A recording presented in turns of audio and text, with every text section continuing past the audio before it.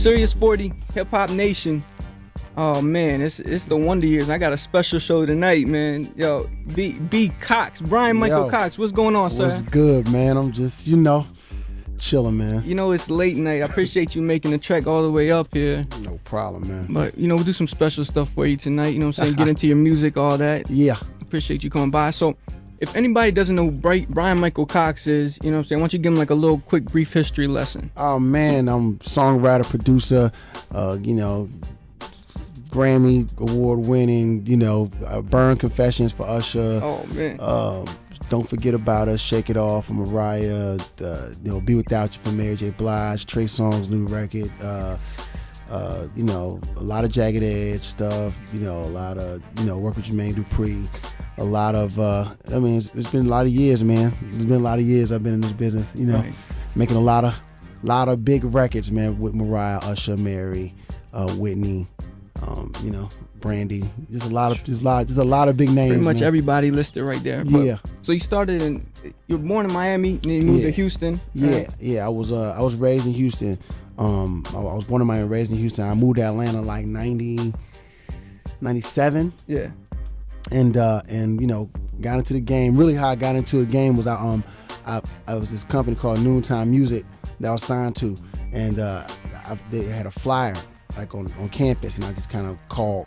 I kept calling to somebody, answered the call, and then I came in and I started from the bottom up. I did intern, I did engineering, I did all kinds of stuff, and then Noonie, the head guy, came and was like, "Yo, I want to sign you. I like your work ethic." And I said, "You sign me out, piano player turned producer." Signed me. I started developing myself as a producer even more, and then the next thing I know, we went in and I met Bryan and Brandon Casey from Jagged Edge. Went in with them, did like 10 songs. They played the records for Jermaine. Next thing you know, I'm off to the races. All right, well, let's talk about what you learned on equipment wise and everything else in a second, because we got a lot of up and coming producers and songwriters and stuff that listen to this show. Sirius 40, Hip Hop Nation, 877-33 Sirius. We're in the middle of the Wonder Years. Yeah. Got my good friend Bryan Michael Cox up here. Yeah. Hey man, we're talking about your history, a little bit where you came from. Now, is it true that you might have started Destiny's Child's career? Well, no. Let's set the record straight. That's not the case. What happened was I went to I grew up with Beyonce and LaToya and Kelly and Latavia. I'm a little older than they are, and one of my first ever production jobs was their group. I went to high school with Beyonce and LaToya, and me and Beyonce and LaToya were really, really good friends. And I knew that they were, signed or about to sign to Columbia, and I knew they were getting ready to do their thing. And really a lot of people didn't really know in the school. Really, they kind of kept it on the hush hush. But I knew because I was close with them at the time, and they knew that I was a songwriter. So I would always, pull Beyonce in and torture her on my songs. Like, yo, I got another song, and I would torture her. And she was like, it's good, Yeah. And then one day she just, we was on the phone and we were talking. I was like, y'all really want to write a song for y'all? And she was like, we could definitely make that happen. And then what happened was she spoke to her father, like, I really want to work with Bryan Cox. This guy, whatever. Matthew then came to see me and my partner Greg at the time.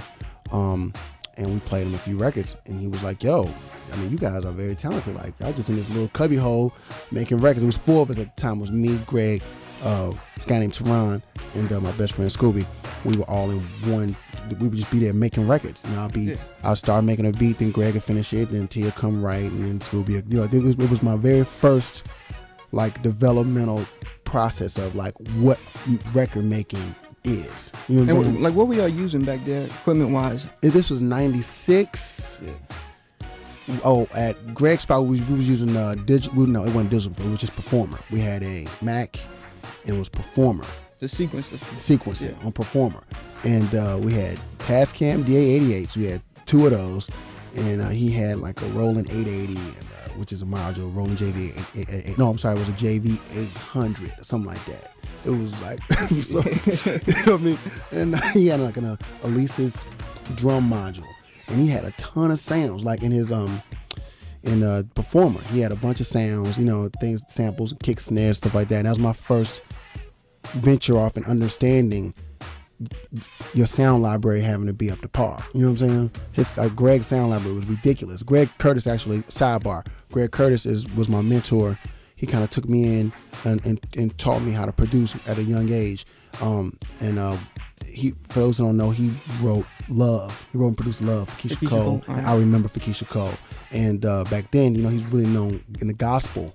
Back then, he wrote like Just a Prayer Away for Yolanda Adams and things of that nature. So he was well known in the city, you know, as a popular songwriter, producer in the city of Houston.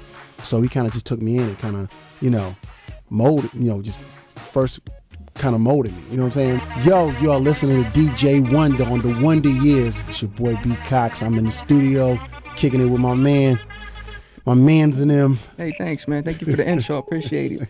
All right, we were talking about how you got into actually music producing. You know what I'm saying? What's different back from what you learned back then to what you do now? Or you kind of use the same tools that you learned? The fundamentals are all the same. You know what I'm saying?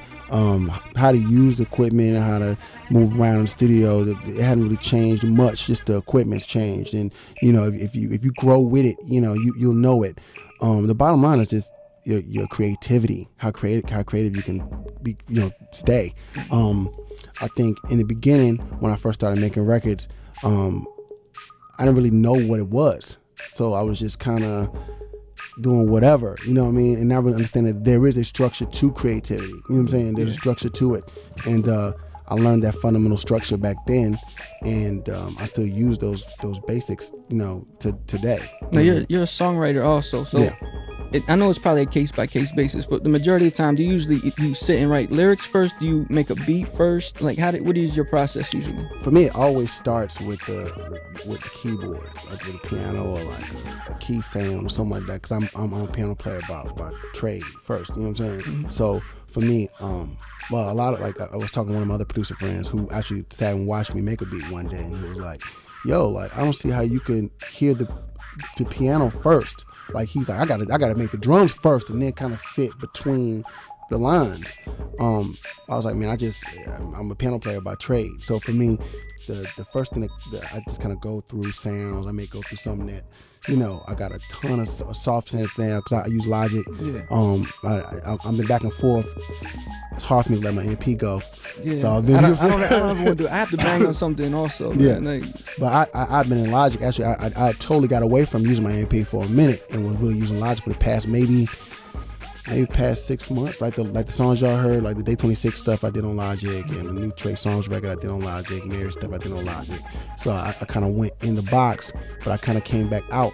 You know what I'm saying? Now I'm using Logic and my MP, you know what I'm saying, in conjunction with each other now, because there's I still like the whole process of sampling and banging on a, you know, it's like your creative thing kind of goes a whole nother place when you have a turntable in it. You know what I mean? Do you notice a difference in quality of the sounds that come, like, between software and actual hardware? The quality is getting way better though. Like in the past, I would always be just violently against soft synths. I'm not using no soft synth bass. I need an SE1. I'm not using no, you know what I mean? But now, I mean, all the soft synths they're incredible. They got some incredible sound and soft synths now. You know what I'm saying? So it's like, to me, that it's still, you know, I still have some pieces like my Moog Voyager that can't be replaced. You can't replace that. The SE1, you can't really replace it, but the Mini Monster is dope. The Mini Monster and the soft synth in Logic is dope. But there's certain things you can't replace. Like the V-Synth you can't really replace that. You know what I mean? So, you know, certain pieces I still use. Cool.